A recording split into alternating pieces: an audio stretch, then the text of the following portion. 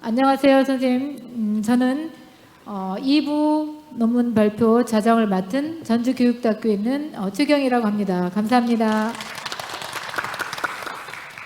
저희 2부 주제는 한국 아동문학에 담긴 어린이의 삶이라는 큰 주제로 진행될 거고요. 세 분 선생님들께서 발표를 해주실 겁니다. 선생님들 책자를 보시면 논문 내용이 나와 있고 선생님들의 그 양력이 간략하게 소개되어 있습니다. 먼저 홍승진 교수님, 서울대 국어국문학과 교수님으로 계시고 사단법인 방정환 연구소의 학술위원장을 맡고 계십니다. 동학 연구를 하시다가 또 현대시 전공하셨는데 우리 동시에 대해서 연구를 최근에 하고 계십니다.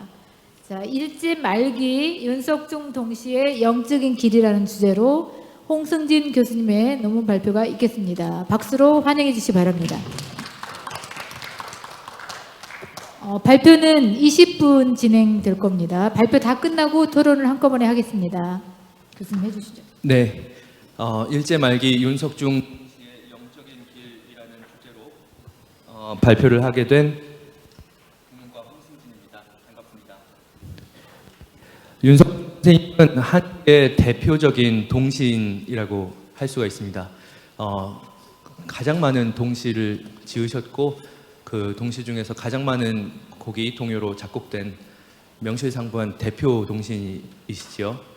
1940년에 동시집 어깨동무를 내시고 1946년에 초생딸이라는 동시집을 내셨습니다. 원래 이 45년 해방 이후 1년 뒤에 출간이 되는데 이 초생딸이라는 시집은 윤석중 선생님의 회고에 따르면은 43년도에 새벽달이라는 제목으로 출간을 할 예정이었으나 태평양 전쟁 등의 어떤 혼란으로 인해서 출간을 못하다가 해방 이후에 출간이 됐습니다.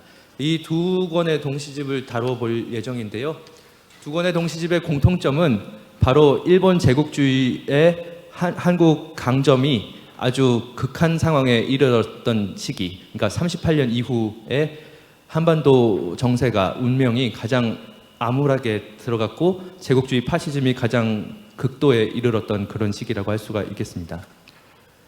그러면 이 두 권의 동시집을 통해서 우리가 던져볼 수 있는 질문은 다음과 같습니다. 이렇게 1940년대 전쟁의 논리가 극단에 이르렀을 때 동시는 어떠한 마음을 움직이고 동시는 어떻게 움직이는가라고 하는 물음을 던져볼 필요가 있는데요. 이 물음이 단지 1940년대라고 하는 지금으로부터 오래전의 얘기가 아니라 오늘날에도 사실은 전쟁의 논리가 극단에 이르고 있는 것 같습니다. 실제로 전쟁이 일어나고 있는 나라도 많지만 우리 마음속이 사실은 전쟁터지요. 끊임없이 생존 경쟁을 하려고 하고 남을 짓밟아야 내가 올라설 수 있고, 그러니까 예전에는 바깥에서 물리적으로 전쟁이 일어났다면 오늘날에는 우리 마음속에 전쟁이 일어나고 있고, 그렇기 때문에 오늘날 윤석중 선생님의 이 두 권의 동시집을 살펴보는 것이 의미가 있지 않겠는가 하는 질문이었습니다. 그런데 이 두 권의 동시집을 살펴보면 정말로 흥미로운 지점이 하나 포착됩니다. 그것은 두 권의 동시집에 있는 시 중에 5편이 작은 데레샤에게 라고 하는 부제를 달고 있다는 것입니다. 그렇다면 이 도대체 작은 데레샤가 누구이길래 이렇게 이분에게 바치는 동시를 5편이나 두 권의 동시집에 넣었을까요? 그리고 그 이전 동시집과 그 이후 동시집에서는 이런 부제가 발견되지가 않는데 왜 하필이면 이 시기에 이러한 부제가 붙은 동시를 창작하셨을까 궁금하지요. 작은 데레샤는 누굴까 하고 제가 이렇게 쭉 찾아보니까 이제 가톨릭 성인분들 중에는 데레샤라고 하는 세례명을 쓰고 계시는 분들이 많지만 가장 확률적으로 높은 가능성은 리지웨이 데레사라고 알려진 분이십니다. 또는 이제 원래 세례명은 아기 예수와 성면의 데레사이고 한국이나 미국에서는 작은 꽃 데레사, 소아 데레사라고 많이 알려져 있습니다. 그래서 한국의 이 가톨릭 신자분들에게도 가장 인기가 있는 성인분 중에 하나라고 알려져 있고, 소아 데레사 평전도 그 자서전도 한국어로 번역되어 있고 1925년에 성인으로 추대됐으니까 윤석중 선생님이 40년의 동시를 썼을 때 충분히 이 유명하고 인지도가 높았던 그런 성인이라고 할 수가 있습니다. 그러면은 구체적으로 어떻게 이 작은 대레사의 사상 또는 신앙을 이해하고 접하게 되었을까 추적해 보면은 윤석중 선생은 1936년에 도쿄 조지 대학 상지 대학이라고 하는 소피아를 이제 그 한자로 번역한 겁니다. 거기에 입학합니다. 근데 이 대학교는 가톨릭 수도회 예수회에서 설립한 곳입니다. 그래서 이제 학장 신부의 개인 지도를 받아가면서 이 대학교에서 가톨릭 교리를 배웠는데 여기서 발견한 것은 내 마음의 눈알이 근시였다는 것이고 하느님이라고 하는 존재를 새롭게 이해하게 되고 원래는 공부를 지성적인 능력을 더 키우기 위해서 지식을 습득하기 위해서 대학교를 갔으나 오히려 대학교에서 획득하게 된 것은 영적인 깊이다 이렇게 수례를 하고 있습니다. 그러면은 이 영적인 마음의 눈이 뜨였다는 것이 무엇일까 생각해 보면은 이 성녀 데레사에게 바치는 동요를 어깨동무라는 시집에도 넣었다. 그래서 나는 이 학교를 다니면서 배움에 몰두한 것이 아니라 마음을 닦고 있었다라고 거듭 이제 마음, 영성의 문제, spirituality의 문제를 얘기하고 있고요. 그리고 이 작은 데레사에게 바친 노래를 지으면서 이 작은 데레사라는 성인은 나의 신앙의 길잡이가 될 뿐만 아니라 노래의 길잡이도 되어주셨다. 그러니까 윤석중 선생의 이 시기 동시 창작에 있어서 굉장히 중요한 어떤 내용적, 형식적 지침이 그 데레사 성인의 사상이 되고 있다는 것을 알 수가 있습니다. 그러면은 이 작은 꽃 데레사, 소아 데레사의 핵심 사상이란 무엇인가?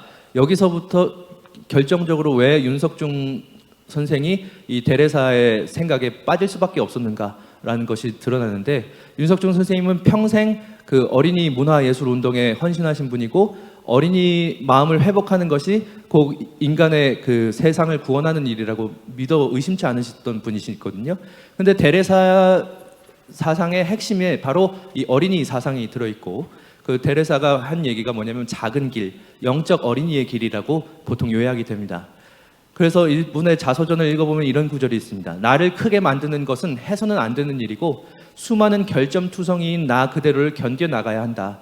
어머니가 제 자식을 위로하듯이 내가 너희를 위로하리라 라는 이사야의 구절이 있는데 이렇게 되려면 그러니까 어머니의 위로를 받으려면 저는 더 큰 사람이 될 필요가 없고 오히려 작은 채로 있어야 되고 오히려 점점 더 작아져야 하고 자신의 영혼이 어린이 상태여야 한다. 어린이가 되어야 한다. 영적으로 그런 얘기를 하고 있습니다.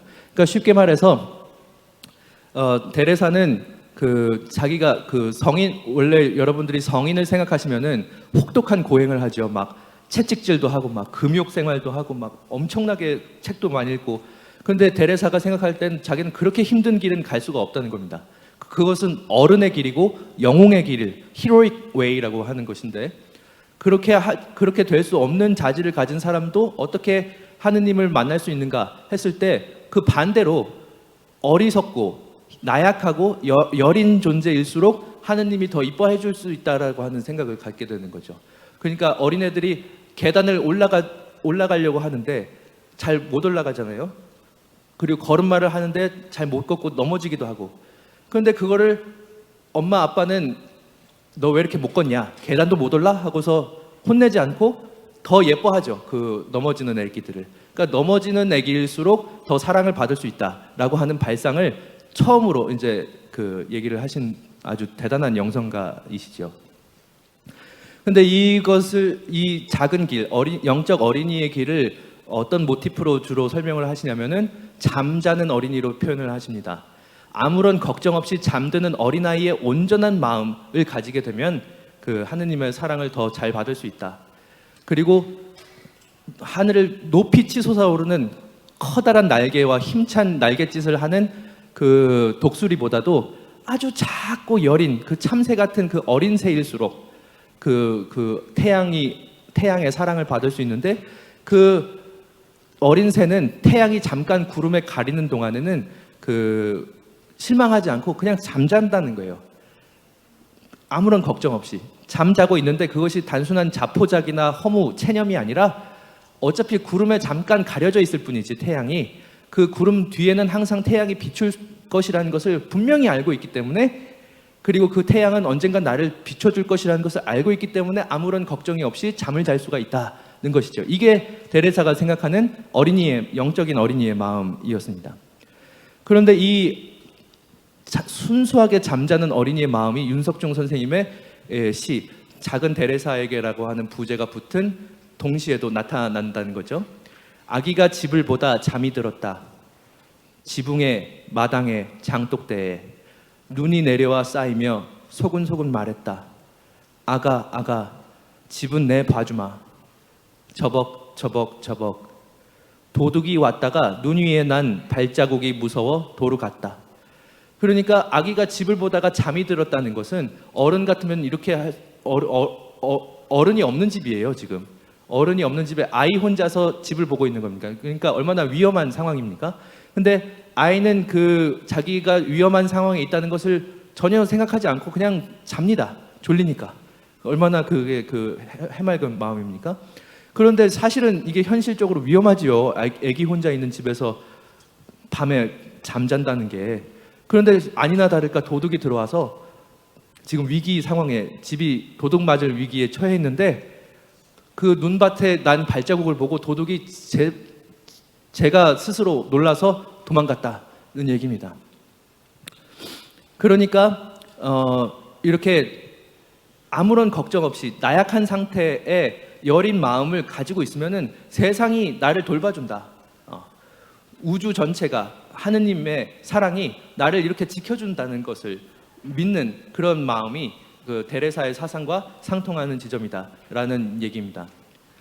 그러니까 이 시기에 그 40년대 발표된 그 두 권의 시집 중에 가장 유명한 노래로는 기찻길 옆이라는 동시가 있습니다. 이거는 한국 사람이라면 다 아시는 노래인데, 기찻길 옆 오막살이 아기 아기 잘도 잔다. 칙폭 칙칙폭폭 칙칙폭폭 칙칙폭폭 기적 소리 요란해도 아기 아기 잘도 잔다. 감사합니다. 거기서도 잠자는 아기가 나오죠. 그러니까 이게 단순히 그냥 그 아기의 해맑은 그게 아니라 기찻길 옆에 오막살이입니다. 아주 가난한 집 아기인데 기찻길 옆에서 아기가 잘 잘 수 있습니까? 여러분들 기찻길 옆이 얼마나 시끄럽겠습니까? 근데 거기서 방음도 소리도 잘 안 되는 엉성한 허름한 집에 자는 아기가 잘 잔다는 거예요. 주변이 어떻게 되든 도둑이 쳐들어오건 악조건에서도 잘 잔다는 것.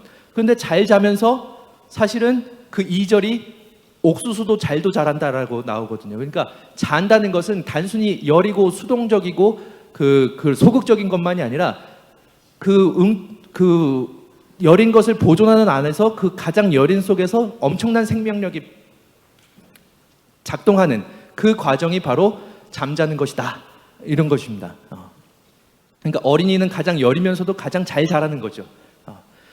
그런데 여기서 조금만 더 들어가면은 그 미묘한 데레사와 윤석중의 차이가 나타납니다. 그러니까 데레사는 어쨌든 가톨릭 신자이기 때문에 이때 어머니라고 하는 존재는 그 영적 어린이로서 사랑의 대상인 어머니는 절대자고 초월적인 존재입니다. 그렇기 때문에 이것은 영적 어린이는 어머니를 자기 곁에는 둘 수 있지만 어머니를 자기 마음속에 둘 수는 없습니다. 그러니까 영적 어린이와 어머니가 하나가 되기는 어려운 구조가 되는 거죠. 이게 이원론적인 구조가 되어 있기 때문에. 그런데 윤석중 선생님은 어려서 3살 때 어머니가 돌아가셔서 평생을 어머니를 그리워하고 어머니 사랑을 갈구하면서 자장가를 여러 편을 썼다고 하시는데, 여기서도 잠이 나오죠. 잠자는 아기. 근데 자장가라고 하는 것은 내가 내 마음속에 모신 어머니를 사랑을 그리면서 나에게 불러준 노래다. 그러니까 내 마음속에 어머니와 어린이가 같이 있는 겁니다. 이것이 이제 달라지는 지점이죠. 그 기독교의 수직적 이원론과 달라지는 부분이라고 할 수가 있습니다. 그래서 윤석중 선생의 동시에서 가장 놀라운 지점은 무엇이냐? 단순히 데레사의 사상을 반영했다는 것이 아니라 영적 어린이, 마음속의 어린이를 말하면서 그 마음속에 어린이가 동시에 영적인 어머니를 부르고 그 영적인 어머니를 자기 마음속에 모셔서 자기 마음속에 어린이와 어머니가 같이 있게 되는 상황을 표현한 것이 그 가장 놀라운 성취라고 볼 수가 있고, 그 대표적인 성취로 볼 수 있는 것이 또 하나 작은 데레샤에게라는 부제가 붙은 길 잃은 아기와 눈입니다. 눈 위로 걸어가니까 삐약삐약삐약 신발에서 병아리 소리가 났습니다. 아기는 재미가 나서 눈 위로 자꾸 걸어갔습니다. 삐약삐약삐약 삐약삐약삐약 자꾸 걸어가다가 아기는 그만 길을 잃어버렸습니다. 엄마! 아기가 하는 대로 산이 불러도 대답이 없습니다. 눈 위에 털퍽 주저앉아 아기는 엉 울었습니다. 울다가 눈 위를 보니 쬐꾸만 발자국이 두 줄로 쭉 나와 있습니다. 하하, 내 발자국! 아기는 벌떡 일어나 궁둥이에 묻은 눈을 툭툭 털면서 발자국을 따라 집으로 돌아옵니다. 삐약삐약. 그러니까 아기가 눈 밟는 소리가 재밌어가지고 그 신발에서 나는 소리가 재밌어서 막 정처 없이 걷다가 길을 잃어버립니다. 아주 연약하고 어리석고 그 데레사가 말한 그런 작은 상태이죠. 아주 그 연약하고 정말 그 위험에 노출되기 쉬운 그런 상태인데, 그 속에 오히려 해답이 들어있는 겁니다. 자기가 돌아갈 길, 자기의 이정표가 되어줄 수 있는 길, 자기에게 집으로 돌아가게끔 하는 그 실마리가 되어주는 길은 자기를 헤매게 만들었던 길, 자기의 연약함이 드러났던 그 길 자체가 자기를 집으로, 자기를 어떤 근원으로 돌아가게끔 하는, 자기를 안식과 진정한 평화의 길로 돌아가게 하는 길은 어디 초월적인 데 있는 것이 아니라, 천국에 있는 것이 아니라 바로 내가 걸어온 길, 내 마음속에 있다라는 것이고, 이것이 제가 아까 말씀드린 마음속에 어린이와 어머니가 같이 들어있다. 그 보살핌의 대상인 어린이도 내 마음속에 있고 보살피는 주체로서의 어머니도 내 마음속에 들어있다라고 하는 그 인식과 연동이 된다고 볼 수가 있겠습니다. 마지막 결론입니다. 앞에서 이제 전쟁의 논리가 극한에 달했을 때 동시는 어떠한 마음을 드러내는가라는 질문으로 던졌었는데요. 결론입니다. 어머니의 마음은 전쟁의 논리를 넘어 어머니의 사랑을 불러낼 뿐만 아니라, 그걸 호출할 뿐만 아니라 그것을 자기 안에 모실 수 있다는 것입니다. 이상으로 저의 발표를 마치겠습니다. 감사합니다. 네, 감사합니다. 교수님이 20분을 들었는데 18분 하셨어요. 제가 시간을 보면서 열심히 체크했는데 그 짧은 18분에 기찻길 옆 오막살이 동요까지 불러주시고 시까지 낭송해 주시면서 감명 깊은 발표해 주신 교수님께 감사드립니다. 마음속에 그리는 어린이하고 마음속에 어머니를 그리는 그 마음이 결국은 윤석중 선생님이 말씀하고자 하는 것이 아닌가, 이렇게 결론을 내주셨습니다. 자, 이따 토론하실 때 여러 가지 질문해 주시기 바랍니다. 다시 한번 발표해 주신 홍승진 교수님께 감사 말씀드립니다.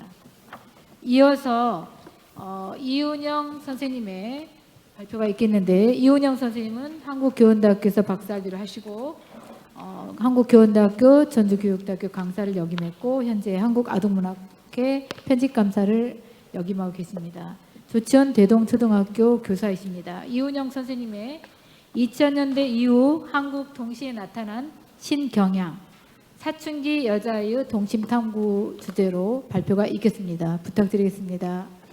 네, 안녕하세요. 네, 방금 소개 올린 이은영이라고 합니다. 오늘 아동문학 연구에서 굉장히 의미가 있고 또 영광스러운 이런 학회에서 발표할 기회를 주셔서 정말 감사드립니다. 네. 그럼 이제 저는 말씀해 주신 대로 2000년대 이후 한국 동시에 나타난 신경향으로서 사춘기 여자아이 동심에 대해서 탐구를 해보았습니다.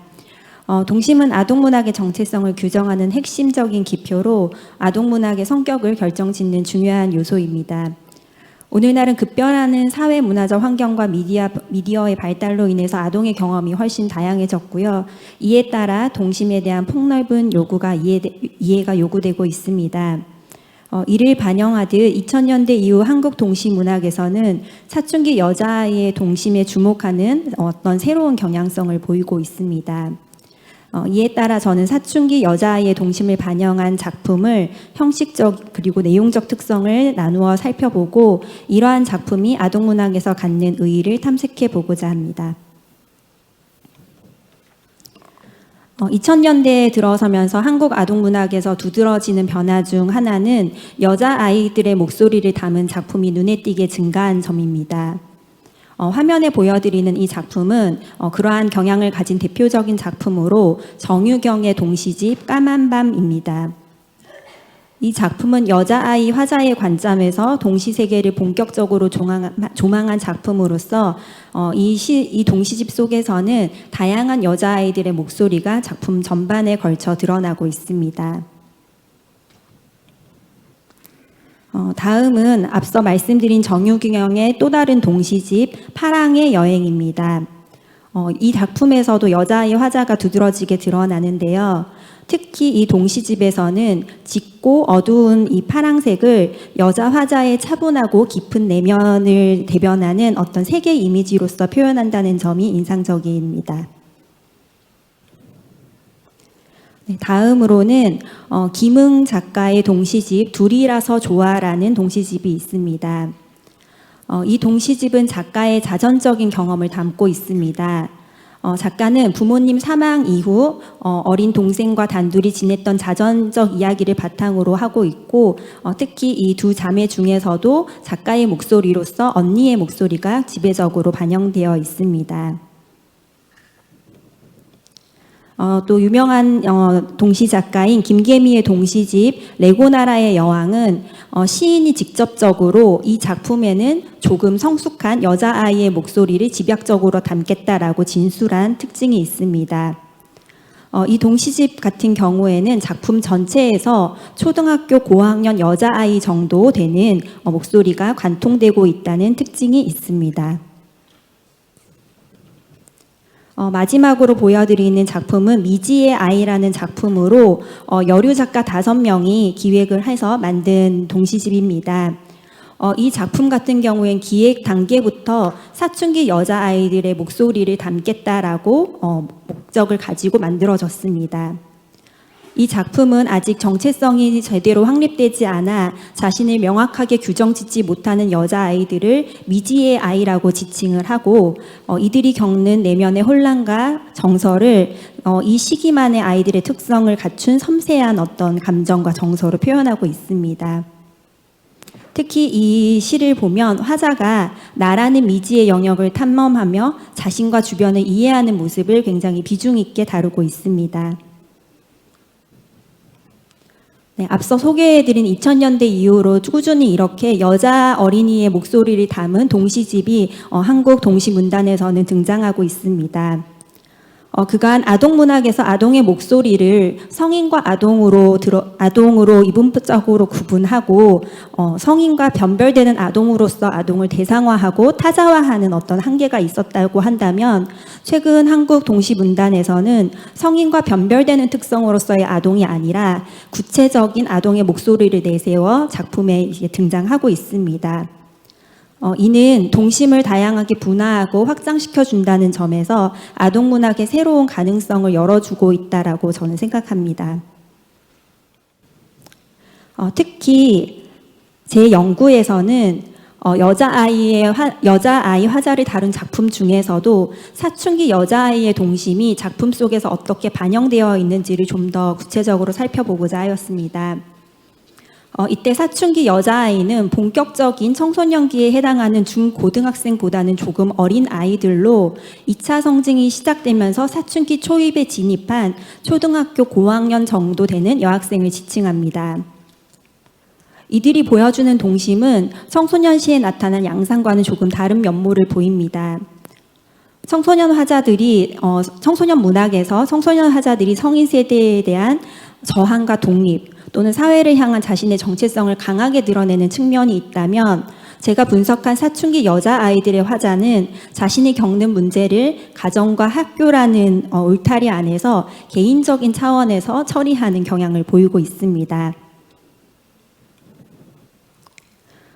사춘기 여자아이들의 동심을 다룬 작품들을 분석한 결과 형식적 측면과 내용적 측면 두 가지에서 두드러지는 특징을 발견할 수 있었습니다. 먼저 형식적 측면에서의 첫 번째 특징은 사춘기 여자아이들의 동심을 다룬 작품의 중심에 여성 작가들이 있다는 점입니다. 앞으로 제가 소개드릴 동시 작품들은 사춘기 여자아이의 목소리가 여성 작가에 의해 발화되고 있습니다. 이는 과거 아동문학에서 남성 작가에 의해 말해지는 누나였던 현상이 말하는 언니로의 확장이 일어났다는 점에서 의미가 있다고 분석했습니다. 지금 보여드리는 이 두 작품이 김응의 둘이라서는 좋아와 김계미의 레고 나라의 여왕이라는 작품입니다. 이 작품은 여성 작가가 자신의 사춘기 시절의 어떤 자전적 경험을 바탕을 두고 쓴 작품입니다. 이러한 작품이 바로 앞서 말씀드린 말하는 언니로서 대표될 수 있는 형식이라고 볼 수 있습니다. 이와 같이 여성 작가들이 자전적 경험에 의존하여 발화되는 이 사춘기 여자아이들의 동심은 독자로 하여금 공감을 얻기에 충분하고 또 그들이 가지고 있는 불안이나 소외감을 해소하는 데 보다 의미 있게 작용할 수 있다는 점에서 중요한 지점이라고 분석될 수 있습니다. 또 형식적 측면에서의 두 번째 특징은 연작시의 형태를 활용하여서 사춘기 아동들의 성장을 보여주고자 한다는 점입니다. 사춘기에 겪는 신체적 그리고 정서적인 경험들이 의미가 있고 중요하다고 보는 이유는 그것이 일종의 성장통이기 때문입니다. 그런데 이 성장이라는 것은 일정한 시간의 흐름 속에서 변화와 발전을 내포한다기 때문에 서사 양식에서는 유리하나 이 서정 양식에서 이를 충분히 담아내기가 어려운 측면이 있습니다. 이러한 한계를 작가들은 연작시의 형태를 활용해서 하나의 동시집 안에 동일한 화자가 발전하고 성장하는 모습으로 담아내고 있었습니다. 앞서 자전적 동시의 예 중 하나로 말씀드렸던 김계미의 레고 나라의 여왕을 보면 이 동시집은 크게 3부로 구성이 되어 있는데 3부 아빠 없는 시간에는 12편의 연작시가 수록되어 있습니다. 이때 아빠가 돌아가신 슬픔, 부재를 사춘기 여자아이가 조금 어리다면은 직접적으로 드러내고 엄마에게 떼를 쓰겠지만 같이 나만큼 슬픈 엄마와 동생을 위해 그런 감정들을 드러내지 않고 숙제와 그리고 동생과 놀이하는 이 과정 중간중간 문득문득 떠오르는 그런 감정들을 섬세하게 드러내고 있습니다. 그래서 이런 감정 처리 방식을 보면서 성숙한 아동, 사춘기 아동의 감정과 태도가 보인다는 점에서 이 작품을 분석을 해보았는데요. 근데 이 시를 보면 A 작품에서는 요즘 내게 도착하는 소리는 다 아빠야, 처음에는 다 아빠야라는 시구처럼 조그마한 소리에도 모두 아빠와 관련된 반응이나 사건으로 연결하며 아빠를 굉장히 그리워하는 모습을 보입니다. 그러다 연작시가 계속 연쇄적으로 나오면서 B시에서는 아빠와 추억이 담긴 물건을 정리하며 아빠의 부재를 인정하고 현실을 꿋꿋하게 이겨내겠다고 다짐하는 조금은 성장한 화자의 모습을 보여줍니다. 이처럼 연작시를 활용해서 그 사춘기 여자아이들의 어떤 핵심이라고 할 수 있는 그 성장성을 드러내는 그런 형식적 측면을 보이고 있었습니다. 다음으로 내용적 측면의 특징을 말씀드리겠습니다. 2000년대 이후 사춘기 여자아이 동심을 다루는 작품에서는 그간 금기시 해온 신체라는 소재가 발견되는 특징이 있습니다. 주로 아동문학에서는 아동의 순수성을 강조하면서 아동을 성이 없는 무성적 존재로 간주해온 경향이 있었습니다. 따라서 성에 대한 담론이 금기시되어 왔던 것이 실정인데요.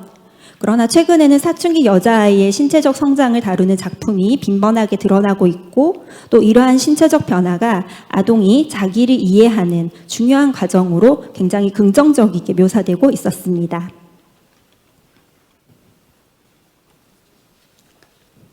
지금 보여드리는 김응의 빨간 꽃은 여자아이의 초경을 다루고 있습니다. 초경을 빨간 불에 비유하여 감각적으로 묘사하고 있습니다. 또 마지막에서 밑줄친 행을 보시면 우리 딸 드디어 꽃이 된 거야 라는 시구처럼 2차 성징을 축하받을 어떤 성장의 순간으로 표현하고 있습니다. 김응의 빨간 꽃처럼 사춘기 여자아이의 2차 성징을 감추거나 억압하지 않고 축하받을 일로 당당하게 드러내는 이런 작품은 아동들이 자신의 신체가 주는 변화에서 느낀 당혹감이나 부끄러움을 떨쳐내고 안정감과 해방감을 느끼게 해줄 것이라고 기대됩니다. 내용적 측면에서의 두 번째 특성은 이러한 신체 변화에 따른 이런 신체의 변화에 따라 수반하는 어떤 예민한 감정과 섬세한 정서들이 작품에 녹아 있다는 점입니다. 특히 이러한 정서는 혼자 자기만의 세계에 빠져 사색하고 고민하는 개인 내적인 차원과 또래와 진하게 감정을 교류하면서 친밀감을 형성하는 개인 외적인 차원으로 나누어서 묘사되어 있었습니다. 개인 내적 차원에서는 사춘기 여자아이의 복잡하고 섬세한 정서가 자신의 내면을 탐색하고 이해하는 계기로 작용하고 있었고요.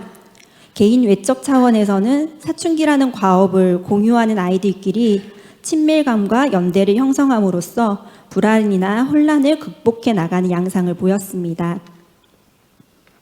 예를 들어 임복순의 나에게 퍼즐이라는 작품에서는 개인 내적 정서를 처리하는 방식을 보여줍니다. 이 시에서 사춘기 여자아이의 내면적인 혼란과 감정적인 치유를 퍼즐 맞추기라는 이 어떤 도구로 비유하고 있습니다. 또한 정유경의 아지트라는 동시를 보면 사춘기 여자 화자가 자신의 복잡한 심리나 문제를 개인 외적 차원에서 처리하는 방식을 보여줍니다. 이 시는 사춘기라는 그 여자아이들만의 비밀스러운 공간을 아지트라고 표현하고요. 또 자기들만의 공유하는 어떤 소통 방식을 우리끼리만의 언어라고 표현하고 있습니다. 이처럼 이 아지트라는 시는 화자가 또래와의 비밀스러운 소통과 고유를 통해 자신의 문제를 처리하고 감정을 해소하는 방식을 보여줍니다. 마지막으로 정유경의 마녀 분식에서 만나자라는 작품은 사춘기 여자아이들이 개인 외적으로 교류하고 연대하며 그들만의 정체성을 형성하는 모습을 보여줍니다. 이 시에서 마녀 분식은 사춘기 아이들만의 은밀한 소통 공간이 구체화된 장소입니다. 이 공간에서 마녀가 먹는 떡볶이의 달콤하고 매콤한 이 맛, 그리고 바삭한 식감의 튀김은 사춘기 여자아이들의 특성을 굉장히 감각적으로 구체화한 표현이라고 볼 수 있습니다. 이들은 반항적이거나 저항적인 마녀가 아닙니다. 떡볶이처럼 맵기는 하지만 달달한 부분이 있는 부드럽고 순수한 면을 가지고 있습니다. 또 마지막 연에서 나올 때 깔깔 웃으며 안녕히 계세요라는 마무리 주문도 까먹지 말자라는 표현처럼 기성세대에 대한 반항이나 저항을 직접적으로 드러내는 그런 태도가 아니라 조금은 명랑한 인사를 보낼 만큼 수능적인 태도를 보여준다는 점에서 이들이 청소년과 아동 사이에 있는 어떤 그런 말랑말랑한 어떤 그런 사춘기적 특성을 보인다고 볼 수 있습니다. 지금까지 2000년대 이후 한국 동시의 문학의 어떤 신경향으로서 사춘기 여자아이의 동심을 다룬 작품들의 특징을 살펴보았습니다. 이러한 작품은 사춘기 여자아이라는 구체적 아동을 상정함으로써 동시 문학의 다양성에 기여하고 있습니다. 또한 사춘기 아동들이 직면한 문제를 숨김없이 보여줌으로써 그들이 가지고 있는 고민, 불안, 억압 등을 해소시키고 해방감을 느끼게 해줍니다. 이러한 새로운 경향을 가진 작품은 아동의 다양한 삶을 보여준다는 재현의 윤리를 보여주며 문학성도 갖추고 있다는 점에서 미학적 측면에서도 중요한 성취를 보여줍니다. 이러한 변화를 시작으로 앞으로 아동들의 더 다양하고 개별적인 삶이 문학적으로 수용될 수 있기를 기대합니다. 지금까지 발표 들어주셔서 감사합니다. 네, 감사합니다. 지금 첫 번째 발표에 이어서 두 번째 이은영 선생님께서 시간을 20분 다 사용하지 않고 조금 남겨서 전략을 해주셨습니다. 3부 발표하신 분들에게 여유를 드리기 위해서 감사드립니다. 2000년대 이후에 사춘기 여자아이를 화자로 한 동시를 형식적 특성과 내용적 특성으로 나누어서 이러한 변화가 동시문학의 다양성에 기여하고 아동의 다양한 삶을 보여주면서 미학적 측면에도 기여하고 있다고 발표해 주셨습니다. 감사합니다. 이어서 세 번째 현정란 교수님, 부경대 국어국문학과 박사 수료하시고 사단법인 어린이 도서연구회 이사장 및 부산 양서협동조합 이사장을 역임하셨습니다. 이중 소년 소설에 나타난 삼북도로의 그 의미에 대해서 발표해 주시겠습니다. 박수로 환영해 주시기 바랍니다. 네, 안녕하십니까. 반갑습니다. 저는 부산에 있는 부경대학교에서 연구를 하고 있고 사단법인 어린이 도서연구에서 활동을 하고 있습니다. 오늘 이렇게 세계 방정환 학술 대회에서 이주홍의 소년소설에 나타난 삼복도로와 그 의미를 발표하게 된 거에 큰 의의를 두고자 합니다. 부산에서 활동했던 이주홍 선생님에 대해서는 잘 모르시는 분이 있을 것 같아가지고 더 큰 의미를 두고 있거든요. 그래서 첫 번째는 이주홍 선생님에 대해서, 그리고 두 번째 부산의 특성인 삼복도로에 대해서, 세 번째는 작품에 대해서 간단하게 알아보도록 하겠습니다. 15분 내에 다 끝낼 수 있을지는 모르겠어요. 되도록이면 끝내도록 하겠습니다. 이주홍은 1906년 5월에 합천에서 태어났습니다. 저 제일 처음 그림을 보면 생각나는 그림책이 있을 거예요. 메아리라고. 네.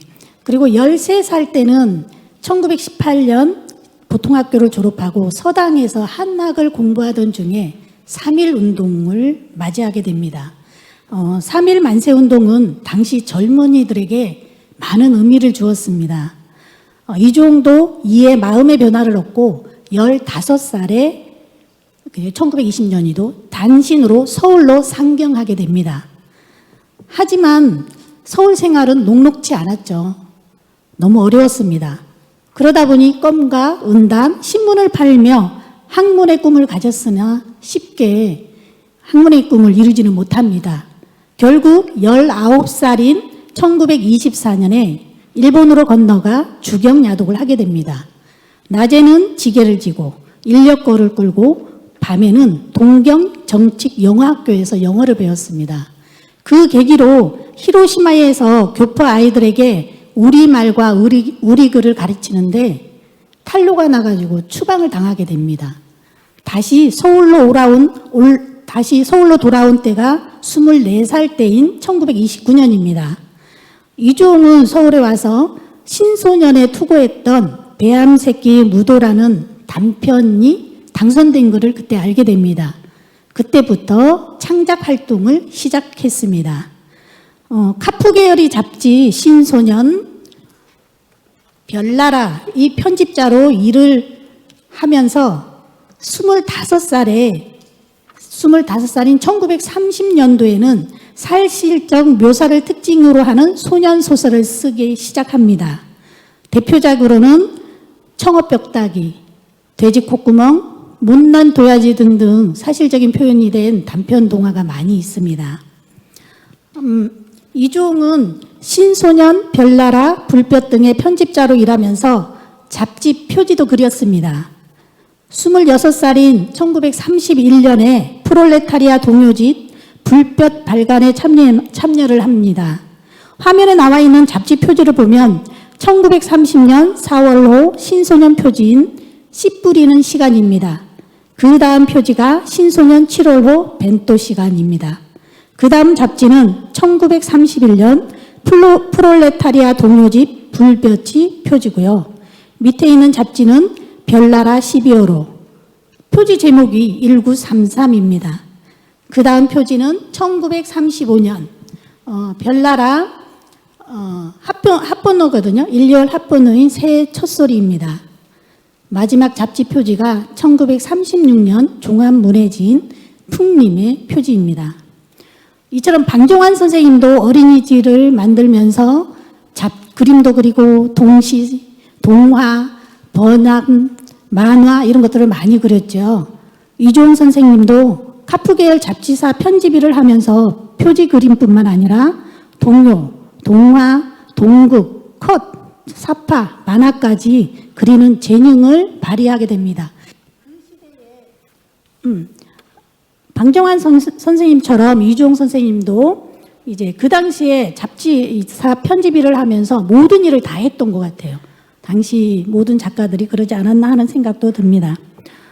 이종 선생님은 1930년부터 1940년대 초반까지 주로 단편 동화와 동요, 동시 등의 작품을 썼습니다. 1930년도에 대표 작품으로 청업벽다기, 돼지 콧구멍, 못난 도야지 외에 풍자와 재미를 주는 개구리와 독거비, 우체통, 군밤, 고동이, 호랑이 이야기, 귤, 알 낳는 할머니, 멸치, 아들 삼명제 등이 있습니다. 하지만 1940년대를 넘어서면서 동화보다는 시나리오와 시, 소설을 주로 썼습니다. 1947년 첫 동화집이 못난 도야지, 화면에 나와 있는 표지 있죠. 못난 도야지가 아동사에서 발간되었고 1952년에 장편 소년소설 아름다운 고향이 발표됩니다. 그리고 피리 부는 소년, 1955년에 비오는 들창이 현대사에서 발간됐고 1957년에는 소년소설 딱부리집 식구가 부산일보에 실렸고요. 1960년에는 못나도 울엄마, 그리고 64년에 섬에서 온 아이가 소년 부산에 실립니다. 이들 작품 중에 삼복도로를 배경으로 한 작품 피리 부는 소년, 못나도 울엄마, 섬에서 온 아이, 딱부리집 식구를 바탕으로 해서 삼복도로와 그 의미를 살펴봤습니다. 이주홍이 아동문학은 한국전쟁 당시에는 피난민들의 애환을 이야기했고 1960년대와 70년대에는 격변하는 사회에서 나타나는 모순된 사회현상을 현실 공간으로 끌어냈다고 할 수 있습니다. 당시 아이들의 삶을 현실 공간으로 끌어낸 곳이 바로 부산의 삼복도로입니다. 작품을 보기에 앞서서 부산이 삼복도로에 대해서 간단히 살펴보도록 하겠습니다. 삼복도로는 산 중턱을 지나는 도로를 말합니다. 이는 부산이 산동네를 이르는 말이기도 하지요. 평지보다 산과 구릉지가 많았던 부산에서는 일제강점기 때부터 삼복도로가 만들어졌습니다. 일본 사람들이 들어오면서 초량 외관이 만들어지고 그 초량 쪽에 살던 사람들이 산 위쪽으로 물려나면서 만들어진 게 시작점이라고 할 수 있습니다. 구 한국전쟁 당시에는 피난민들의 살 곳을 찾아 산등성에 판잣집을 짓게 됐고 근대 산업화 과정에서는 시골에서 일자리를 찾아 올라온 사람들이 산등성이 빈 곳에 판잣집을 지어 살게 됩니다. 이처럼 산등성에 사는 사람들이 많아지자 1960년대 삼복도로가 차가 다닐 수 있는 길을 내게 됩니다. 화면에 있는 것처럼 영주동 망량로 1960년대 사진이거든요. 길이 판잣집 사이에서 도로가 나기 시작합니다. 처음에는 마을버스가 다니다가 그리고 지금은 시내버스가 다니고 있습니다. 감천문화마을 그리고 초량 삼복도로 그 당시의 사진입니다. 2010년 이후 삼복도로는 새롭게 변하게 됩니다. 지방자치단체에 의해 부산의 특성에 맞게 삼복도로를 관광화했다고 할 수 있습니다. 많은 사람들이 알고 있는 감천문화마을, 아미동 비성마을이 그 예입니다. 지금 그 이후 지금은 초량동의 초량 이바구길, 수정의 안창마을, 영도 총학동도 많이 개발되고 있습니다. 이종은 한국전쟁과 산업화 과정 중에 생겨난 부산이 삼복도로에서 생활하는 아이들의 이야기를 창작해냈습니다. 피리 부는 소년은 한국전쟁 당시 피난민들의 마지막 공간이었던 부산의 도심과 외곽 지역의 생활 모습을 동시에 보여줍니다. 서울 아이인 영구는 전쟁을 피해 혼자 부산으로 내려오게 되고 부산 근교에서의 일상적인 피난 생활에서 고향 상실의 이면이 채워지지 못했기에 부산 도심지로 들어옵니다. 아미동 삼복도로, 부산역, 남포동 뒷골목, 영주동, 초량동 삼복도로를 오가며 힘든 생활을 하지만 다행스럽게도 엄마를 만나게 되죠. 네. 그리고 못나도 울엄마는 근대화 시기 부산 도심 속 슬럼화된 공간을 배경으로 명희가 꿈속에서 겪는 일입니다. 명희는 자신을 낳아준 엄마를 찾기 위해 문현동 목골에서 서면 굴다리 밑으로 갑니다. 서면 굴다리는 헐벗고 가진 것이 없는 사람들이 주거지였습니다. 범천동 삼복도로와 맞닿는 곳이면서 삼복도로의 시작점인 서면 굴다리에서 할머니를 만나게 되고 그 할머니를 어머니라고 부르면서 아픈 할머니를 돌봐드리게 됩니다. 명희가 엄마를 찾아 왜 서면 굴다리로 갔을까요? 혹시 여러분들은 어렸을 때 부모님에게서나 조부모님에게서 들어본 적이 한 번씩 있을 거예요. 저도 들어봤었는데 너 다리 밑에서 주웠다. 이 말을 들었던 명희가 진짜 엄마를 찾아서 다리 밑으로 간 거였습니다. 네. 다들 들어보지 않으셨나요? 그쵸. 네. 그다음에 섬에서 온 아이는 도시를 동경하며 섬에서 올라온 인자와 남조 이야기입니다. 배를 타고 부산에 도착하지만 인자가 이모 전화번호를 잃어버리면서 나쁜 어린에게 꼬이게 되고 결국 삼복도로에서 식모살이를 하며 힘든 생활을 하게 됩니다. 하지만 삼복도로에서 도망쳐 나와 무사히 섬으로 돌아가는 이야기입니다. 섬소녀인 인자와 남조가 도시를 동경하다가 그 도시에서 된통 당한 이야기라고도 할 수 있습니다. 당시에는 인신매매가 부지기수로 일어나던 때였기에 어린이를 대상으로 못된 짓을 일삼는 어른들에 대한 비판적인 글을 썼다고도 할 수 있습니다. 마지막으로 딱부리네 집 식구는 아버지가 시의원 선거에 출마했다가 떨어지는 바람에 쫄딱 망하게 돼요. 딱부리네 집 식구가 쫄딱 망하게 된 종갑이네 집 이야기입니다. 돈 한 푼 없게 되자 아버지는 집을 나가게 되고 종갑이와 동생, 엄마는 삼복도로 꼭대기 집으로 이사를 하게 됩니다. 이 삼복도로 꼭대기 집이 일본인들이 살던 집이었거든요. 해방되면서 일본인들이 쫓겨나고 비어있는 집을 딱부리네 종갑이네 식구가 와서 살게 됩니다. 엄마는 생산 장수를 하며 가게를 꾸려나갑니다. 종갑이는 집에 보탬이 되고자 사진을 찍어주면서 용돈을 벌려고 하지만 생각대로 잘 안 됩니다. 어느 정도 삼복도로 생활에 익숙할 즈음 집을 나갔던 아버지가 돌아오게 되죠. 종갑이는 아버지가 돌아온 것만으로도 기쁩니다. 집을 망하게 했다는 것보다 아버지 부재에 대한 이게 굉장히 컸던 거죠. 그리고 이처럼 이종은 모든 것을 잃었지만 아버지가 삼복도로 집으로 돌아옴으로써 종갑이네 식구가 다시 행복을 찾을 수 있다는 희망의 메시지를 던져줬다고 할 수 있습니다. 마지막으로 이 삼복도로에 나타난 의미를 보자면 이종의 작품에서 부산이 삼복도로를 공간적 배경으로 내세운 작품을 중심으로 한국 전쟁과 근대 산업화 시기 삼복도로가 가지는 의미를 찾아보는 것은 굉장히 뜻깊은 일이었습니다. 이종은 소외된 아이들이 삼복도로라는 열악한 환경에서도 꿋꿋하게 성장해가는 과정을 묘사했습니다. 부산의 삼복도로는 한국 전쟁 당시에는 피난민들의 불편한 안식처가 되었고 근대 산업화 시기에는 열악한 현실 속에서도 도시로 몰려든 가난한 사람들이 도피처요 생활터전으로 애완이 서려 있는 공간이면서 희망을 찾는 공간이었습니다. 또한 부산 고유의 특성과 역사적 경험, 언어의 특성을 작품 속에 담아 삼복도로를 부산만이 독특한 개성을 가진 곳으로 이미지화하였다고 할 수 있습니다.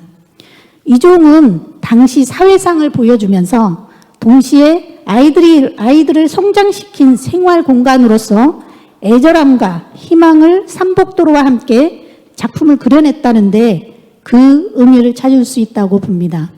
여기까지입니다. 감사합니다. 네, 감사합니다. 그 이종 소년 소설 중에 삼복도로를 공간적 배경으로 하는 네 작품, 즉 피리 부는 소년, 못나도 울엄마, 섬에서 온 아이, 딱부리집 식구 등 네 작품을 중심으로 해서 삼복도로의 의미를 한국 전쟁의 역사적 배경 속에서 오롯이 남아있는 피난민들의 공간이고 근대 산업화의 흐름과 역사를 함께한 의미 있는 곳이다. 부산 도심의 부산을 배경으로 한 작품, 이렇게 작품 의미를 탐색해 주셨습니다. 세 분 선생님들의 발표 시간을 시간보다 더 제한을 시켜서 저희가 좀 10분 늦게 시작했는데도 정상으로 토론 질의응답을 하도록 하겠습니다. 이어서 토론하신 분 올라오고 계시죠? 자, 진주교육대학교 국어교육과에 계시는 노지은 교수님 소개드리겠습니다. 그 다음에 숙명여자대학교의 최배은 교수님께서 두 분께서 세 분이 발표해 주신 논문에 대해서 토론해 주시겠습니다. 먼저 노지은 교수님 토론해 주시기 바랍니다. 네, 안녕하세요. 제가 이 발표문을 받고 토론문을 좀 제출을 해주는 기간이 딱 주어진 시간이 이틀인가 그랬는데, 저도 바빠서 제가 또 설마 3편이 주어질 줄은 몰랐습니다. 이런 경우는 처음입니다. 그래서 한 편만 읽고 질문을 적다 보니까 그냥 한 페이지가 꽉 차가지고요. 다행히 오늘 제가 들으면서 궁금했던 거 다른 분들 두 편에 대해서는 이제 한 편당 하나씩 간단한 질문이 좀 생각이 나서 그렇게 드리는 걸로 하고, 먼저 홍승진 선생님의 일제말기 윤석중 동시의 영적인 길에 대한 질문을 한번 정리해 봤는데요. 92쪽에 제가 쓴 거를 읽어 보겠습니다. 일단 이제 먼저 사전에 얘기를 하면 우리가 어린이란 말이 그러니까 우리가 굉장히 모호하게 쓰고 있는 것 같아요. 각자 자기만의 어떤 해석이 있겠죠. 그런데 그걸 좀 더 이 발표문에서 좀 더 명확히 해주신 것 같습니다. 왜냐하면 리즈웨이 대리사의 작은 길에서 추구하는 작은 길의 개념이 어린이와 관련이 있고, 그래서 그것에 대해서 자세히 사전에 언급하시고 그것과 윤석중에 동시에 나타난 어린이의 의미를 연결시키고 있기 때문에 그래서 저는 조금 반가웠고요. 그리고 그런 마음으로 또 읽기 시작하니까 많이 헷갈렸습니다. 좀 더. 그래서 그걸 이제 염두에 두고 같이 한번 제가 읽어보기로 하겠습니다. 발표문에서는 성녀 리즈웨이 대리사의 작은 길의 개념을 어린이를 통해 설명하고 이를 다시 윤석중의 작품 속의 어린이와 연결시키고 있습니다. 발표문 속에서 다룬 윤석중의 작품을 이해하는 데 이 작은 길의 개념은 매우 중요한 요소인데요. 살펴보니 작은 길과 관련된 어린이의 의미는 가톨릭에서는 성서에 근거하여 해석되고 있었습니다. 그래서 예로 드는 게 많이들 들어보셨을 거예요. 예수가 한 아이를 지칭하면서 누구나 이 아이와 같지 않으면 하늘나라에 갈 수 없다. 그러니까 천국에 갈 수 없다. 어린이를 의미하는 것 같았어요. 그래서 선생님께서 말씀하시는 이 어린이, 영적으로 어린이가 되는 길, 이 제목도 제 생각에는 작은 길과 연결이 될 것 같아요. 또 영적 어린이의 길은 발표문의 제목과 연결이 되는데요. 여기에서 의미가 더 확대된 것 같습니다. 좀 더 설명을 많이 해주시고 계세요. 그래서 영원히 어린이와 같은 사람은 자신의 모자람과 실수를 탓하기보다 오히려 하느님의 기쁨과 사랑을 키울 계기로 삼을 수 있다는 것입니다. 계단을 스스로 오르는 어른보다도 계단을 계속 오르려 하지만 넘어진 어린이가 더 사랑스러울 수 있듯이 이렇게 이제 생각하는 어린이의 개념이 있을 것 같고요. 또 윤석중도 어린이 마음이 아무런 야심도 없이 인간의 참모습과 사랑을 구하는 가장 버젓한 길이며 그러므로 하늘나라로 통하는 길이라고 사유합니다. 여기에서 이제 인용은 가장 버젓한 길, 하늘나라로 통하는 길만 표시를 해주셔가지고 어디부터 어디까지가 인용인지가 불명확한데 어린이 마음이 아무런 야심도 없이 인간의 참모습과 사랑을 구하는 이 부분은 아마 발표자분께서 하시는 말씀 같습니다. 그래서 이게 여기에서 말하는 어린이가 과연 작은 길의 어린이 개념과 같은 의미인지 잘 모르겠어서 한번 인용을 해봤고요. 그리고 이제 76쪽에 주로 둘째 전락에 이 어린이 개념이 많이 나와 있거든요. 그래서 여기에 대한 보충 설명이 필요해 보입니다. 그리고 어린이가 윤석중 작품에서 어떻게 구현되어 있는지 좀 대략이나 아까 설명을 해주시긴 했는데 이 어린이 개념이 좀 확실해지면서 그 보충 설명을 좀 듣고 싶습니다. 일단 왜냐하면 제가 아는 어린이, 그 종교적으로 말하는 그 어린이는 어떤 의도한 바가 전혀 없는 그 어린이의 개념으로 알고 있습니다. 그러니까 나라는 어떤 것조차도 없는, 그런데 이제 여기서 보면 예컨대 아무런 야심도 없이 인간의 참모습과 사랑을 구하는 참모습이라는 어떤 틀이 있어야 구해야 되겠죠. 예, 사랑마저도 마찬가지고 그런 것에서 자꾸 제가 걸렸어요. 예, 자신의 모자란 걸 실수를 탓하기보다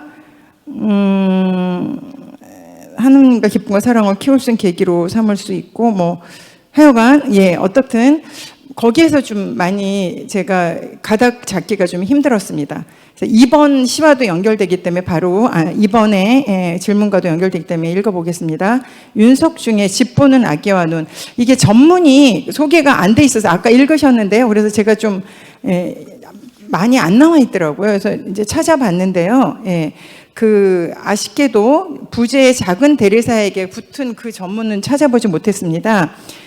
여기 이제 해석에서 그럼에도 걱정 없이 잠에 드는 아기의 마음은 외부 위험을 무서워할 줄 모르는 만큼 세상의 때가 묻지 않은 마음이자 눈이 자기 대신 집을 보아주리라고 생각할 만큼 세상을 신뢰하는 마음임을 느끼게 합니다. 근데 아까 제가 조금 전에 말씀드린 애들이 그냥 아무 생각 없이 자른 것 같은데요. 이 시에서도 눈이 자기를 대신 집을 도와주라고 생각할 거 아닌 것 같거든요.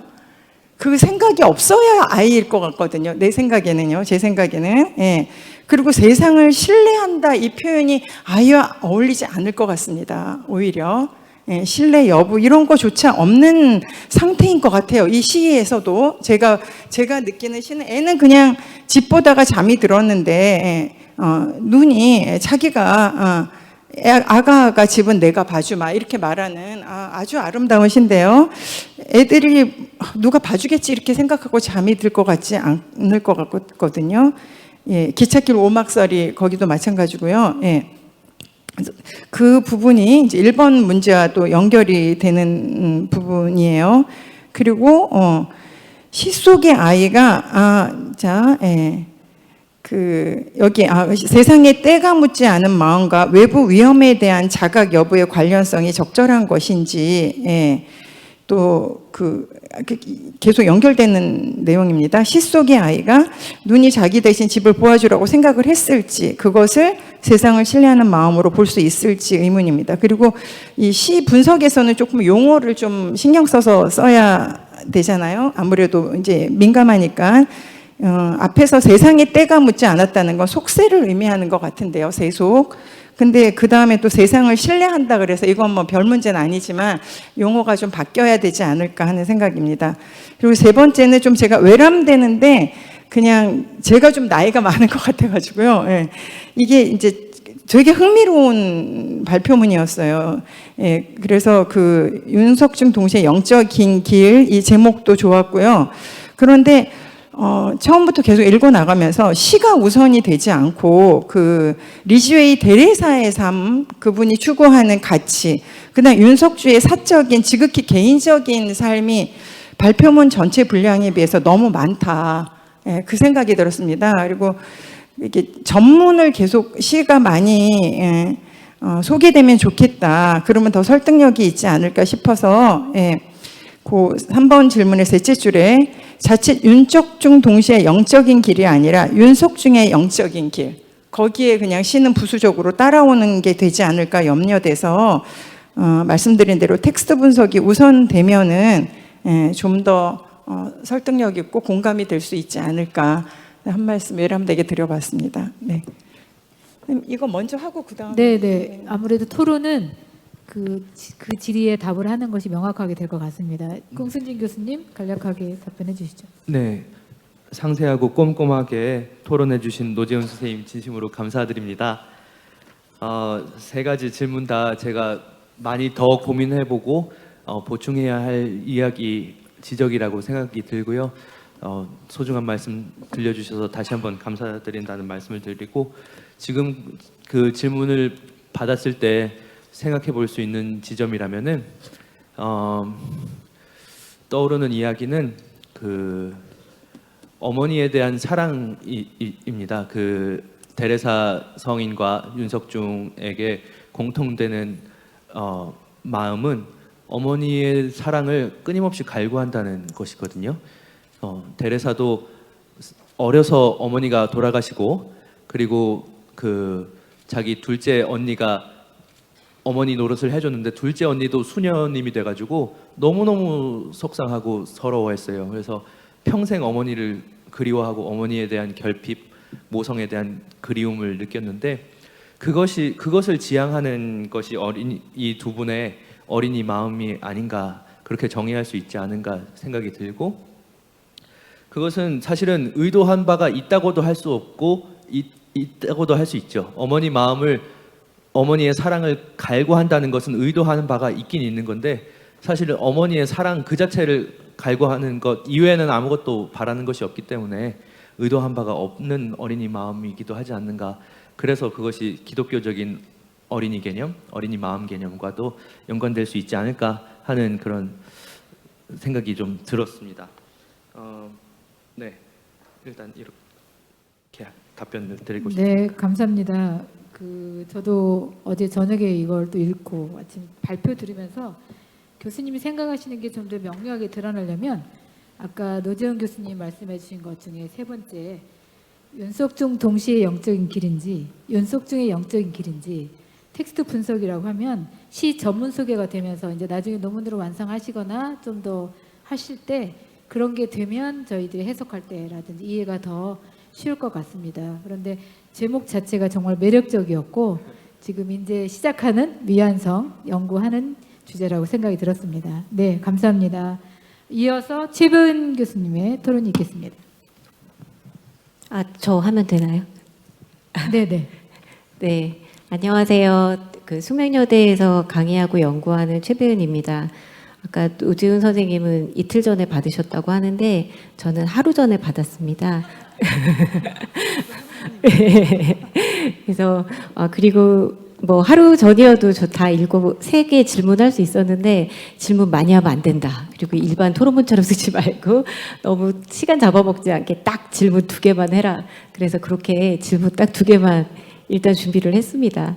근데 이제 혹시 근데 보니까 지금 공교롭게 그 삼복도로에 대한 질문이 없어서, 근데 노지훈 선생님도 준비는 하신 것 같아요. 그래서 필요하면 저도 이제 여기에 써 있진 않지만 들으면서 질문이 준비가 됐거든요. 그래서 이제 뭐 시간을 주시면 더 질문 드리겠습니다. 그 세 분 선생님 발표가 다 좀 잘 알려져 있지 않은 사실들에 대해서 밝혀주시고 포착해 주셔서 아주 흥미롭게 들었습니다. 근데 좀 더 이제 이게 지금 학술 발표니까 학술적 관심을 가지고 거기에 대한 질문을 드리고자 합니다. 이제 첫 번째 그 윤석중 동시 영적인 길에 대한 건 앞서 선생님들 의견에 이제 동의하면서 제가 좀 그 궁금했던 건 그러니까 제목에 나와 있는 그 자체거든요. 일제 말기에 윤석중이 왜 동시에서 이렇게 영적인 길을 추구했는가. 근데 그에 대해서 앞에 일제 말기 상황은 나왔지만 이제 잘 그 해석해주고 계시지는 않아요. 그래서 우선 이거를 밝히려면 윤석중 동시는 그 전에 어떠했는가. 윤석중은 그 전에도 1920년대부터 이제 쭉 활동을 하고 그랬는데. 그 전에 동시는 어떠했고 일제 말기에 왜 이런 그 시를 쓰게 됐는지 그 부분이 궁금했습니다. 그리고 저는 이제 좀 동시 연구자는 아니어서 윤석중 동지는 잘 모르지만 그 아동문학 그 전반에 대해서 좀 연구를 자세히 했었는데 제가 아는 그 1920년대나 1930년대에 아동문학에 나타나는 어린이상은 이렇게 영적이지는 않거든요. 영적인 면도 물론 있겠지만 영적이더라도 이렇게 잠자고 있거나 어떤 저는 이제 이게 물론 잠자면서도 잘하고 있고 뭐 그렇긴 하지만 잠자고 있고 가만히 있다는 것 자체가 결국은 갓난아기 상태를 계속 본질적으로 이제 표상하면서 결국은 아이의 어떤 좀 수동성이 그래도 드러나게 되지 않는가. 근데 이제 좀 그 전에 어린이들은 굉장히 좀 씩씩하고 굉장히 활동하고 뭔가 이제 이런 모습들이었는데 그런 것들과도 차이가 있어서 왜 그랬을까가 궁금했고 실은 제가 이제 일제 말기에 다른 그 소설들을 봤을 때도 실은 좀 이와 비슷한 맥락도 있어서 굉장히 그것이 좀 궁금합니다. 그러니까 일제 말기에 이런 보다 그 아동상이 분명히 변화를 거치게 되는데 예, 그것이 어떤 일제 말에 굉장히 엄혹한 시기를 헤쳐나가기 위한 어떤 좀 그 방법이었던 것 같거든요. 그래서 이 논문이 그 방법을 좀 질문해 주는 그 방법을 찾게 해주는 그런 게 될 수도 있을 것 같은 생각이 들었습니다. 그리고 두 번째는 그 한국 동시에 나타난 신경향으로 사춘기 여자아이 동심 탐구에 대한 질의인데 일단 여기서 이제 동시와 청소년시를 구분해서 쓰고 계십니다. 그리고 그 구분은 제가 보기에는 이제 초등생들이 보면, 그러니까 학년기를 나눠서 초등생들이 보는 시는 동시고, 그리고 중고생이 보는 시는 청소년시 이렇게 좀 단순히 나눴다는 생각이 듭니다. 근데 실은 이제 청소년이라는 개념도 다 분야마다 다르고 그렇게 학년기로만 간단하게 나눌 수는 없는 개념이라는 생각이 들거든요. 그리고 여기에 사춘기 동시라는 말씀을 쓰시는데 실은 사춘기라고 하는 개념도 청소년이라는 개념으로 같이 좀 쓰이는 경우도 있기 때문에 이 용어에 대한 질문을 드렸습니다. 그리고 이 글에서 언급한 동시와 청소년 시에서의 여성 화자의 차이가 나타난다고 좀 말씀을 해주셨어요. 그래서 그 근거도 좀 궁금했고요. 그리고 이제 만약에 그게 사실이라면 왜 그런 차이가 나타나는지 그 원인이 좀 궁금했습니다. 근데 굉장히 흥미로운 그 연구이기는 했습니다. 그러니까 그리고 특히 이제 사춘기 여자아이의 동심 탐구의 시가 이제 주로 나타난다면 혹시 그 같은 시기에 남자아이의 동심을 탐구한 시는 없는지도 좀 궁금했는데, 그러니까 이런 이제 기존의 그 어린이에 대해서는 약간 무성적 존재로 보다가 이제 2000년대 이후에 그렇지 않은 시가 나타나고 있다는 측면은 굉장히 흥미진진하지만 또 하나 걱정스러운 건 이러한 부분이 너무 이렇게 잘못 너무 이렇게 좀 형식화되고 정형화되다 보면 이거를 너무 단순하게 이제 받아들이고 해석하게 되지 않을까 좀 그런 우려스러움도 있습니다. 네, 감사합니다. 홍순재 선생님 먼저 간략하게 답변해 주시고 이어서 이훈영 선생님 답변해 주시기 바랍니다. 네, 좋은 질문 감사합니다, 최배현 선생님. 1920년대 30년대 윤석중이 쓴 동시와 40년대 윤석중이 쓴 동시에 어떤 차이가 있는가 하는 질문은 대단히 중요한 문제라고 생각을 합니다. 이것은 방정환과 윤석중의 관계를 이해하는 데 있어서도 필수적인 질문이라고 생각이 드는데요. 윤석중 선생님께서 1920년대와 30년대 동시를 쓰셨을 때는 방정환 선생님이 쓰신 동시를 잘 이해를 하지 못하셨어요, 윤석중 선생님이. 왜냐하면 방정환 선생님이 쓴 동시는 대체로 슬픕니다. 슬프고 엄마가 없다고 울고 엄마를 그리워하면서 울고 뭐 그런 시들을 많이 쓰신단 말이죠. 그래서 윤석중 선생님이 실제로 나중에도 회고를 하시기를 왜 이렇게 방정환 선생은 동화에서는 씩씩한 어린이를 얘기를 하는데 동시에서는 우는 어린이, 슬퍼하는 어린이를 그리느냐, 이게 좀 마음에 안 들었다. 그러면서 자기는 윤석중 선생님 본인은 20, 30년대 씩씩한 어린이를 그려야겠다, 표현해야겠다라고 생각하면서 우리 아기 행진곡이라든지 이런 것을 쓰게 되는 것이죠. 그런데 오히려 40년대 와서는 상황이 거꾸로 됩니다. 그렇게 맨날 선배 동시인들이 슬픈 엄마 그리워하는 애들만 그려서 내가 그게 싫어가지고 애들한테 웃음을 주는, 힘을 주는 동시를 써야겠다고 생각하던 그 사람이 이제 와서는 엄마를 그리워하는 시를 쓴단 말이죠. 슬퍼하는 어린이를.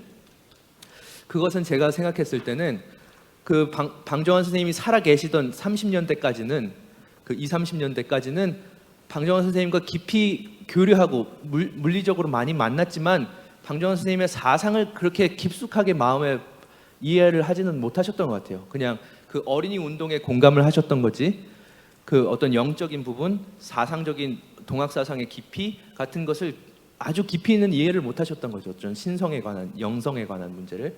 그런데 이분이 역설적으로 그 가톨릭 계열의 일본 대학교를 다니면서 거기서 가톨릭 교리를 공부하고 천주, 하느님에 대한 개념을 공부하면서 뒤늦게 사후적으로 방정환이 말했던 하느님 개념, 신성 이런 것을 깨닫게 된 것이 아닌가. 그리고 그것이 신성으로서의 어머니, 그 divinity as motherhood라고 할 수 있는데 그것을 표현하게 된 그 계기가 있지 않는가. 그래서 그게 그 30년대와 40년대의 변화 과정이 그 방정환에서 윤석중으로 이어지는 길을 이해하는 데 굉장히 중요한 질문이라고 들고, 수동성에 관해서 한마디만 더 드리자면은 방정환 선생님께서 그 어떤 아이들의 그 공연을 보면서 이것이야말로 어린이의 아름다움의 극치라고 한 공연이 있었는데, 그게 뭐냐면 아기들이 이제 그 도토리 흉내를 내는 그런 무대였어요. 노래를 부르면서 애들이 이제 그 덤블링 같은 거를 해야 되는데 애들이 잘 못하잖아요. 이게 그 뒤집기를, 공중돌기 이런 걸 못하고 계속 넘어지니까 그거야말로 어린이의 아름다움의 극치다. 저 미완성함, 저 미완성, 저 미성숙함, 저 끊임없이 실패하면서도 계속 뒤집는 그것이 사실은 수동적이지만 가장 능동적이다라고 하는 그 역설 속에서 어린이를 미학적으로 이해한 것이 아닌가, 그런 생각이 듭니다. 이상으로 답변을 네, 감사합니다. 마치겠습니다. 이은영 선생님은 간략하게 답변 부탁드리겠습니다. 네, 알겠습니다. 네, 선생님 주신 그 질문을 들으면서 굉장히 이 논문을 제가 이 발표문을 나중에 논문화할 때 체계화하고 초점화할 수 있는 중요한 지점들을 많이 질문해 주셔서 굉장히 감사하게 생각합니다. 과거에는 이 사춘기 징후들이 주로 청소년기에 이루어졌기 때문에 이 사춘기 그리고 청소년기가 사실 거의 통용되는 개념이었을 것입니다. 그런데 최근에는 이 아동들의 이 신체 발달이 좋아지면서 여학생의 경우에는 빠르면 초등학교 4학년부터, 그리고 대개는 6학년이면 절반 이상의 여학생들이 이 사춘기 신체 징후를 보이고 있습니다. 그래서 예전에 우리가 사용되었던 그 관행들처럼 중고등학생들로 사춘기 청소년기 이렇게 담보하는 것은 그 아동들의 어떤 발달 연속성을 우리가 제대로 이렇게 볼 수 없는 그런 측면이 있다고 생각합니다. 따라서 제 연구에서는 그 초등학교 사춘기, 그러니까 초등학교에서 사춘기를 겪는 이 아이들의 초점을 두고 있고, 이 아이들은 아직 청소년, 여성 청소년이라고 지칭하기는 어렵기 때문에 사춘기 여자아이라는 이 아이라는 이름을 붙여서 이렇게 사춘기 여자아이의 동심이라고 표현을 해보고자 하였습니다. 그리고 두 번째로, 그러면 그 청소년 시와 그 사춘기 여자아이의 시, 그러니까 동시에서 한 부분을 할애하고 있는 이 사춘기 여자아이 동시의 차이점은 무엇인가라고 또 굉장히 중요한 지점을 말씀해 주셨는데요. 앞서 말씀드린 것처럼 이런 것들은 그 청소년 문학에 비해서 청소년 문학처럼 어떤 사회 문제로서 연결되고 사회를 고발하는 이런 성격은 덜하다라고 했는데, 좀 더 구체적으로 말씀을 요청하시는 것 같아서 말씀을 드리자면, 이런 청소년 문학에서 이제 발현되는 이 여성 화자들은 훨씬 더 욕망을 가진 존재라는 특징으로 두드러집니다. 이들은 기성세대를 부정하거나 도전하는 어떤 강한 자의식을 보이고 있고, 그러다 보니 이들의 여성성이 어떤 임신이나 낙태나 같은 이런 사회 문제와 결부되어서 부조리한 사회를 고발하는 그런 어떤 사명 문학으로서의 성격도 청소년 문학에서는 보이고 있다는 점이 어떤 그 사춘기 여자의 동시 장르에 있는 사춘기 여자의 동심과의 차별성이 아닐까 생각하고요. 물론 이것이 청소년 문학이 다 이런 특성이 있다라고 제가 단정짓는 것이 아니라 둘의 차별점과 변별점이 무엇인가라고 할 때 그런 경향성이 청소년 문학에서는 조금 두드러지고, 반면에 그 동시 장르에 있는 이 사춘기 여자아이들의 동심은 그럼에도 아직은 초등학생이라는, 그리고 아직은 그 중고등학생처럼 자기들의 어떤 확실한 그 자의식을 가지지 못했다는 점에서 여전히 가정과 학교라는 울타리에서 보호받는 존재로 드러난다고 생각하고요. 가장 큰 그런 두드름이 잘 드러나는 게 마녀 분식에서 만나자 할 때 그 마녀의 어떤 속성인 것 같습니다.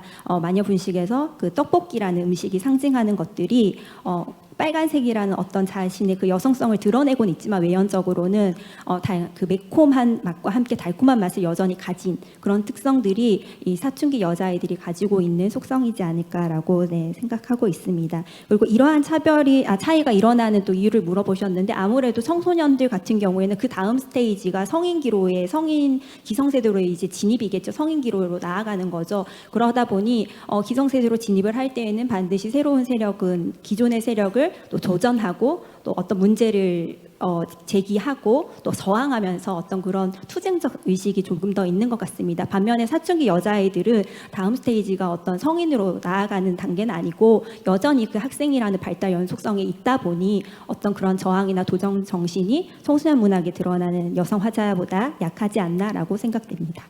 네, 이상입니다. 네, 감사합니다. 최경희 선생님 딱 하나만 제가 질문해도 될까요? 이은영 선생님. 네네. 네, 한 가지만 간단하게. 질문. 그 85쪽에 나가며에 내가 동의하기 어려워가지고 지금 질문하려고 그러는데요. 첫 문장. 아동문학은 아동이 직면한 다양한 문제들을 문학적으로 해결할 수 있는 경험을 제공할 의무가 있다. 네네. 동의가 됩니까? 이건- 위험한 시각 아닐까요? 네.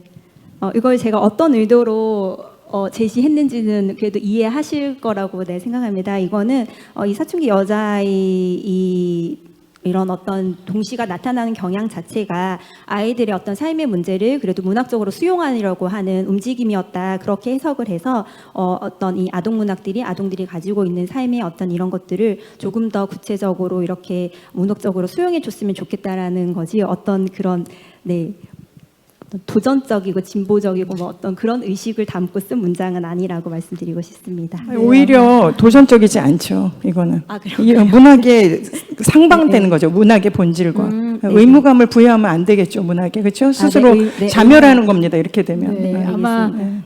차후에 여기에 대한 이제 문장이라든지 본인의 연구자의 생각들은 좀 더 세련되게 정연될 필요가 있다고 생각하고 시간이 조금 오버되더라도 우리 현정란 선생님의 논문에 대해서 질의 토론하신 선생님들이 좀 빠뜨려서 너무 아쉬워서 두 분 노전 쌤하고 두 분 중에서 최비원 쌤 중에 한 분만 현정란 선생님 논문에 대해서 토론해 주시기 바랍니다. 예, 이것도 제가 그냥 단순한 질문입니다. 일단 제목이 안 들어와요. 저는 이해가 안 돼요. 소년 소설에 나타난 삼복도로의 의미라고 하던가 삼복도로의 무엇과 의미라고 하던가 이게 병렬관계가 됩니까? 그래서 봤더니 굉장히 열심히 흥미롭게 재미있게 잘 쓰셔서 좀 안타까워서요. 저는 좀 궁금했어요. 저 삼복도로라는 것도 몰랐습니다. 죄송합니다. 근데 또 공교롭게도 제가 부산의 삼복도로에서 어린 시절을 보냈더라고요. 어렸을 때. 예, 영도다리에서 맨날 주워 왔다는데 그걸 믿고 3학년 때 집을 나가겠다고 짐을 싸고 그랬어요. 영도다리 밑에 거지가 살았거든요. 진짜로. 예. 그래서 저는 어린 시절도 기억이 나고 아까 그 사진들 그 광경들 그런 게 기억이 나는데 굉장히 꼼꼼하게 잘 또 놀라웠습니다. 이중의 이런 작품에 삼복도가 겹치고 있다는 게. 그래서 저는 오히려 이 공통점과 차이점 또 이 다양한 삶 어떤 삶을 보여주려고 했는지 그런 게 그 제목에 좀 들어가야 되지 않을까. 삼복도로를 통해서 보여주려고 했던 게 무엇인지. 그래서 이대로는 제가 보기에는 이해가 좀 되지 않습니다. 삼복도로와 그 의미가 아니라 삼복도로의 의미라고 할지 삼복도로의 또 다른 뭐와 의미라고 할지 다 동일한 말을 하려고 한 것 같진 않거든요. 흥미롭잖아요. 왜 하필 부산을 배경으로. 예. 그런데 삶은 다양했을 것 같고, 그렇죠? 예. 그래서 그 제목의 또 방향을 제시하니까 그 좀 수정이 필요할 것 같아서 죄송하게 한 말씀 드렸습니다. 네네. 감사합니다. 그럼 생각해보고 다시 한번 수정할 수 있으면 수정할 수 있도록 하겠습니다. 네, 현정란 선생님 감사드리고요. 현정란 선생님께서는 문제를 제기하는 차원에서 얘기하셨고 아마 방청석에서도 좀 이해를 하셨을 것 같아요. 이게 논문으로 완성이 되거나 좀 더 섬세한 글로 된다고 한다면 지금 연구자가 생각하시는 것들을 좀 더 명료하게 드러나 있을 거라고 생각합니다. 그런데 공간적 배경 저도 이주홍 소설을 읽어봤지만 이렇게 공간적 배경의 삼복도로에 대해서 깊이 있게 연구하신 데는 참신한 아이디어라고 생각이 듭니다. 앞으로 조금 더 섬세하게 연구가 돼서 보완이 되면 좋겠습니다. 세 분 발표, 그다음 두 분 토론 감사합니다. 이상으로 2부 발표를 마치겠습니다. 감사합니다.